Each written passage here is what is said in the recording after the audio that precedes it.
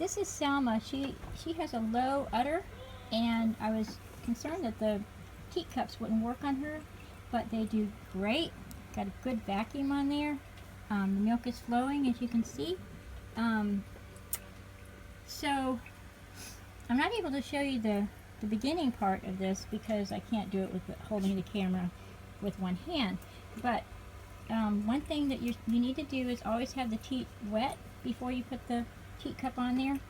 I usually clean them off and then leave them wet. Squirt a little bit of milk out first, and then place this teacup on first, and then reach over, turn on the vacuum pump, and then put the other teacup on there next. We're just in the beginning, and the milk is flowing pretty good. You just need to keep your eye on the milk flow, and if it slows down, just give the vacuum pump, which I'll show you over here. There are the milk lines going down to the milk jar, and here is the vacuum pump. And all you have to do is really give it like a 2 or 3 second pulse.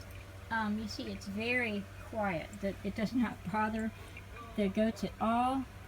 Selma did not move, and you can see the flow got a little bit stronger. One thing that is helpful is to know just about what, like keep records of how much your goat is producing, so that if it slows down toward the end, so you'll know whether you should give more vacuum or not, or whether she's almost done. You can check your jar and see if it's about what she's used to producing, and then you'll know whether to add more vacuum or not. Now this one is slowing down. Oops, I'm sorry. This one is slowing down a little bit, and but it still has a good vacuum on there. Another good thing is, like, especially halfway through, and because I'm in a hurry, this seems to quicken things, make things flow a little faster. If you do a little massaging, if things slow down, or you can even start it at the beginning. Now, if your goat has small orifices, I would not suggest adding any pressure or massaging. Selma has good orifices, so if it flows out faster, it really doesn't matter. But as you can see, Selma is very, very calm, and she's happy, and she's happily eating. It does not bother her in the least bit. And even when I add extra vacuum to it, she doesn't mind. So I'm seeing this one backing up. I think I'm losing pressure on that, so I'll give it another little. You can see it start flowing a little bit more when I do the vacuum pump.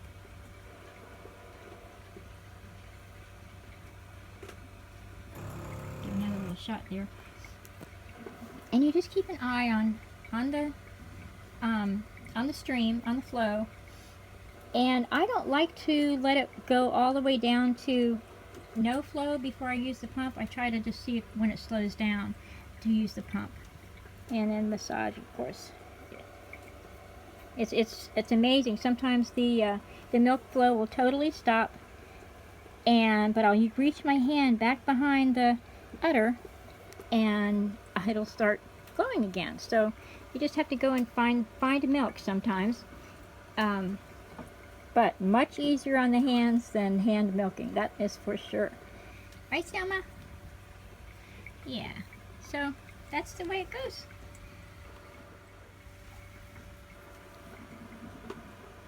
Selma's teats also go out to the side, and I was concerned, especially with her being so low and teats out to the side, that the teacups would not stay on, but they are secure.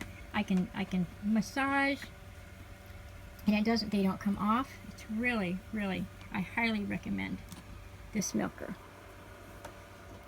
Okay, we're getting towards the end here now, so Selma might get a little bit antsy. Let me see. Now, this one seems like it has stopped, but we'll put a little bit of vacuum in there, and you see there is a stream coming out. There you go. Just give a little, you are in control of the pulsing. Just keep your eye on it. The observation is the key.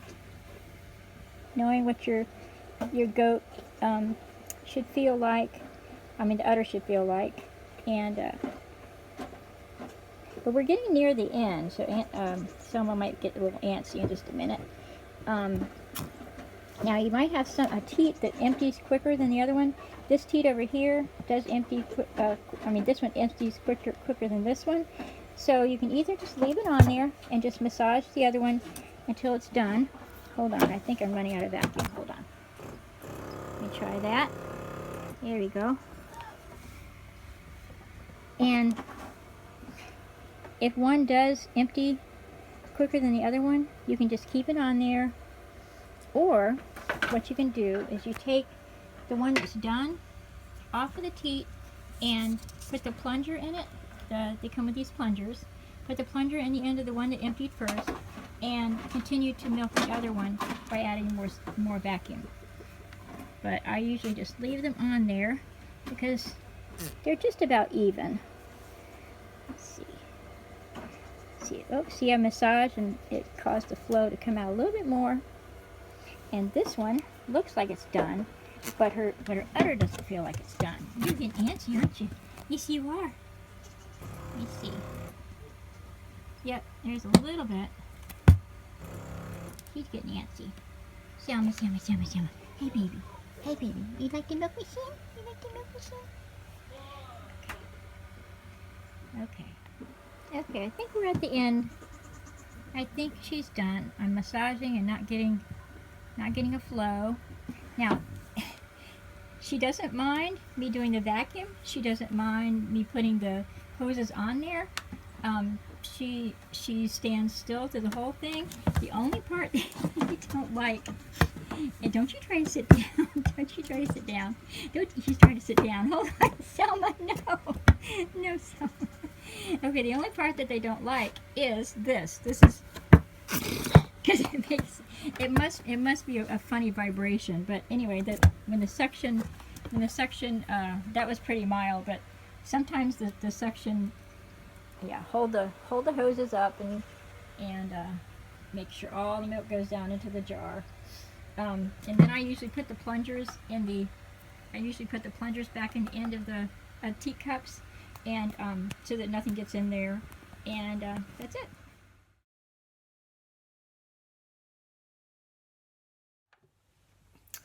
Okay, I want to show you how I clean the milker after I'm done. After I get finished milking, I put the 2 plungers in the teacups just to keep anything from getting in there. It's kind of dirty in the barn, of course. Just take those out, and I always take the vacuum hose.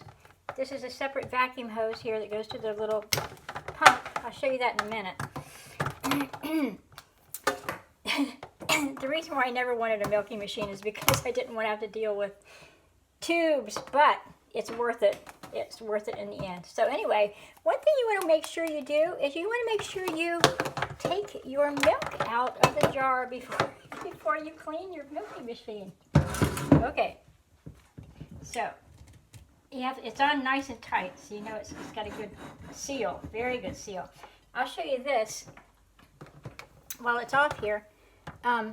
This is the inside, and this is some kind of a sealant, but it's inert. It doesn't absorb any odors, anything. It's easy to clean. And here is the way the top is. It's got the 3 hoses. They're very securely put on there with some kind of a silicone connectors. But anyway, they work very, very well. I have the one that is the vacuum hose. I marked it with a little marker. I don't know if you can see that right there. And so I know that's the one I want to keep out of the milk bucket. And so first thing I do is, I'm not sure, I have to ask the people in the company. I run cold water through the lines first. I know that milk stone is something that happens on stainless steel, but I'm not sure if it happens on plastic or glass or that sort of thing. But I'm sorry, I'll tell you, Milkstone happens if you put hot water on anything that has had milk in it before, and it creates kind of like a coating, so you don't want that. So I'm just running cold water through here first to get all the extra milk out, and then just dump it. This bucket is great to have. It is really wonderful to have because it's like I said, it keeps my soap. It keeps the jar from falling over in the barn, and you can use it to wash your stuff too. Okay, I'm going to put a little bit of soap in the bottom of the bucket, and then I start running hot water in the bucket.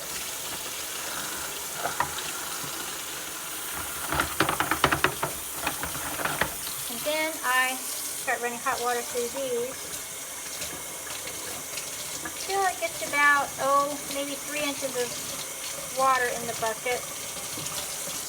And then I take my plunger, and I put it back into the teacup, and I pull it in and out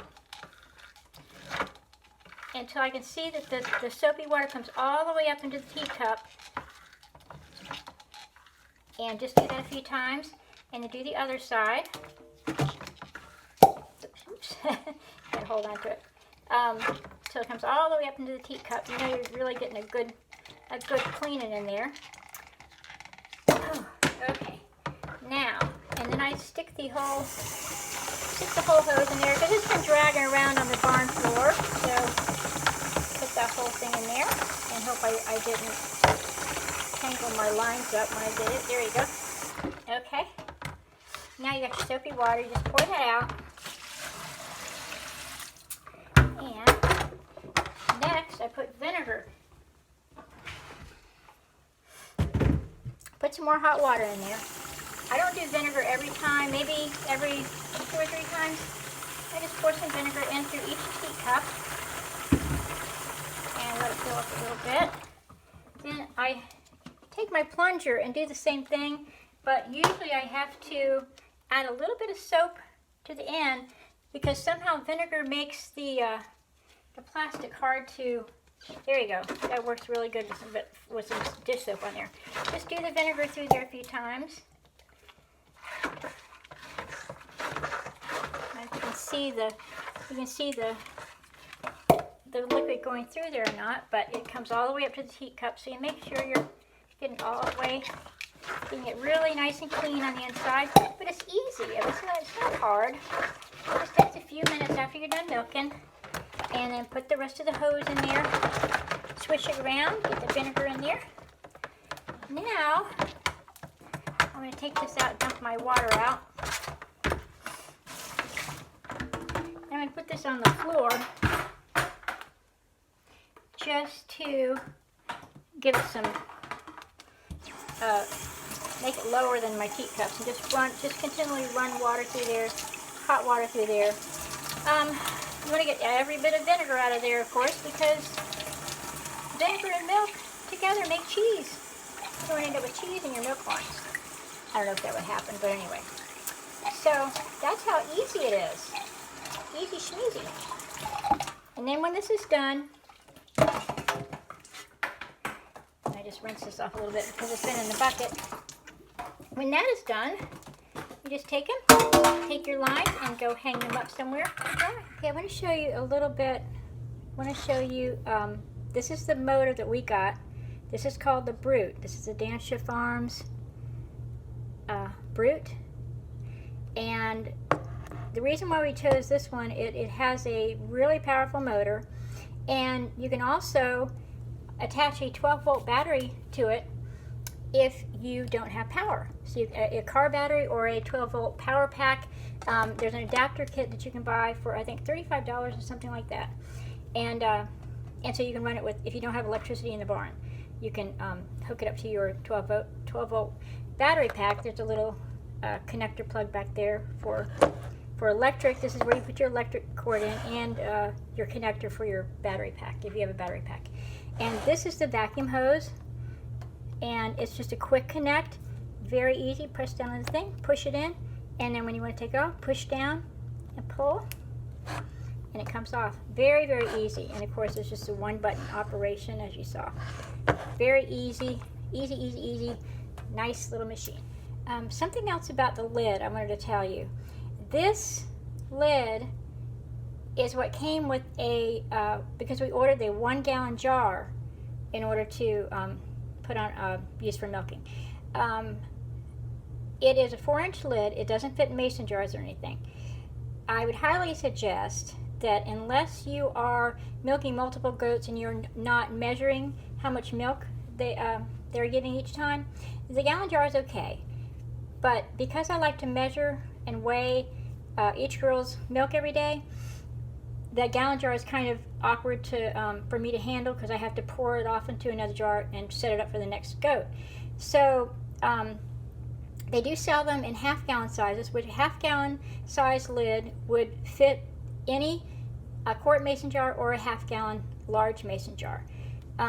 What I did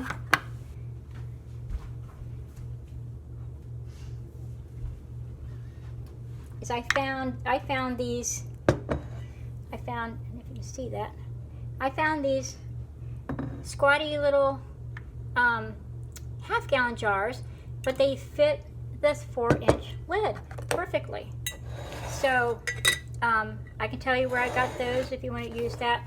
But otherwise, you can just get the half-gallon jar from Dansha Farms, and that works just as well, because you can put it on a quart jar, so you can just keep on switching out the lid with just a quart jar. It might be even easier to use than the half gallon, but I'm hopeful I'll have to use a half gallon when I'm milking.